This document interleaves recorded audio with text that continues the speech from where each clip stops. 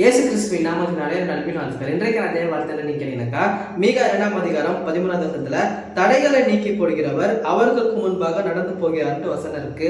வாழ்க்கையில சின்ன சின்ன பிரச்சனை வந்துட்டே இருக்குல்ல, என்னன்னு தெரியல பிரதர், நான் என்னத்தான் வேலைக்கு போனா கூட எனக்கு ஒரு நல்ல வேலை கிடைக்கவே மாட்டேங்குது, எனக்கு வேலையில ஒரு நல்ல ஹைக் ஆக மாட்டேங்குது, நான் என்னதான் பிசினஸ் பண்ணா கூட நான் நினைச்ச மாதிரி ஒரு ப்ராஃபிட் கிடைக்க மாட்டேங்குது.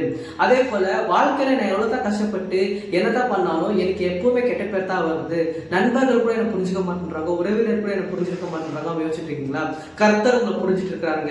உங்க வாழ்க்கையில இருக்கிற தடைகள் எல்லாம் இன்னைக்கே போது, என்ன மாதிரி தடைகள் இருந்தாலும் சரி, கர்த்தரால கூடாத காரியம் ஒன்றும் இல்லை. கர்த்தர் தான் உங்களை உருவாக்குனாரு. அவருக்கு தெரியும் எப்பப்போ என்னென்ன செய்யணும் விட்டுட்டு. இன்னைக்கு உங்க வாழ்க்கையில இருக்கிற தடைகள் எல்லாமே போறது, பிரச்சனைகள் எல்லாம் மாறுது, சூழ்நிலைகள் எல்லாம் மாறுதுங்க. நீங்க இந்நாள் வரைக்கும் கஷ்டப்பட்டதுக்கு பலன் இன்னைக்கு வரும்போது கர்த்தர் உங்களை மென்மேலும் உயர்த்த போறாரு, ஆசீர்வதிக்க போறாரு. Thank you so much Raji. God bless you.